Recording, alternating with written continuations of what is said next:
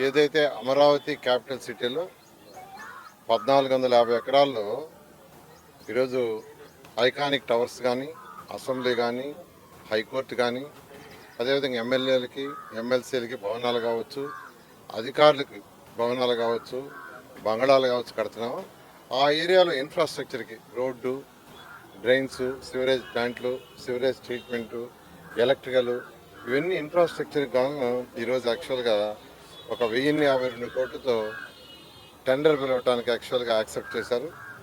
అదేవిధంగా రెండోది ఏంటంటే సీడ్ యాక్సిస్ రోడ్ ఏదైతే ఉందో అది నేషనల్ హైవే కలపాలని మాస్టర్ ప్లాన్లో ఉంది.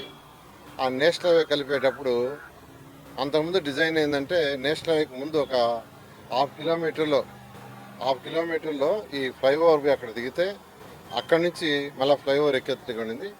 అలా కాకుండా ముఖ్యమంత్రి గారు ఏదైతే E5ని నేషనల్ హైవే కలుపుతున్నారో అది డైరెక్ట్గా నేషనల్ హైవే లెవెల్లో కలిపి చేయమన్నారు. దానికి 622 కోట్లతో యాక్చువల్గా టెండర్కి యాక్చువల్గా అలౌ చేయడం జరిగింది. ఈ విధంగా ఈరోజు ఈ రెండింటి మీద ఈరోజు 49వ CRD అథారిటీ మీటింగ్లో ముఖ్యమంత్రి గారు పర్మిషన్ ఇవ్వడం జరిగింది. అదేవిధంగా గ్రీన్ అండ్ బ్లూకి సంబంధించి డిస్కస్ చేశారు. ఎందుకంటే ఈ యొక్క అమరావతి క్యాపిటల్ సిటీ 217 చదరపు కిలోమీటర్లో 30% ఏరియా గ్రీన్ అండ్ బ్లూ పెట్టాం. జనరల్గా ఇండియన్ స్టాండర్డ్లో 10%. కానీ ముఖ్యమంత్రి గారు ప్రపంచంలో టాప్ 10 సిటీస్లో టాప్ 5లో ఒకటి కావాలన్నారు. అందులో కూడా ప్రత్యేకంగా గ్రీన్ అండ్ బ్లూ ఉంటే పెట్టమన్నారు. దాని మీద ఈరోజు దాని ఎక్స్పర్ట్స్ కొందరితో దాని డీటెయిల్గా యాక్చువల్గా డిస్కస్ చేయడం జరిగింది. ఈ విధంగా ఈరోజు అథారిటీ మీటింగ్ మేజర్గా ఈ 2 విషయాలు గ్రీన్ అండ్ బ్లూ మీద చేయడం జరిగింది. చాలు. లక్నో యాక్చువల్గా అధికారులతో యాక్చువల్గా లక్నో విజిట్ చేయడం జరిగిందండి. ఎందుకంటే లక్నోలో శానిటేషను బాగా ఉంటుందని యాక్చువల్గా చెప్తే అక్కడికి పోవడం జరిగింది. వాళ్ళు చేస్తున్న సాలిడ్ వేస్ట్ సిస్టమ్ కూడా స్టడీ చేయడం జరిగింది.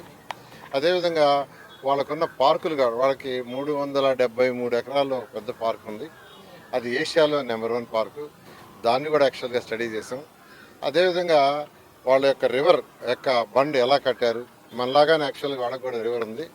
రివర్ బండు, రివర్ ఫ్రంట్ ఏ విధంగా గ్రీనరీ డెవలప్ చేశారో ఇవన్నీ స్టడీ చేసాం. అధికారులందరూ చాలా చక్కగా చేశారు. మనం కూడా యాక్చువల్గా డిజైన్ చేసాం. వారి అనుభవాన్ని కూడా తీసుకొని అక్కడ బెస్ట్ ప్రాక్టీస్ మనం చేయటం. అదేవిధంగా సాలిడ్ వేస్ట్లో వేస్ట్ ఎనర్జీ ప్లాంట్స్ మనం పెట్టాం. అది వాళ్ళకంటే కాస్త బెటర్గా ఉంది. వాళ్ళు కూడా వచ్చి చూస్తూ ఉన్నారు. ఈ విధంగా అనేక రాష్ట్రాల్లో అనేక దేశాలు తిరగటం ఏంటంటే వాళ్ళు చేసిన బెస్ట్ ప్రాక్టీస్ ఉంటే మనం అడాప్ట్ చేసుకోవటం, మన ఏదన్నా ఉంటే వాళ్ళకి ఈ విధంగా ఎక్స్చేంజ్ కోసం పోవడం జరిగింది.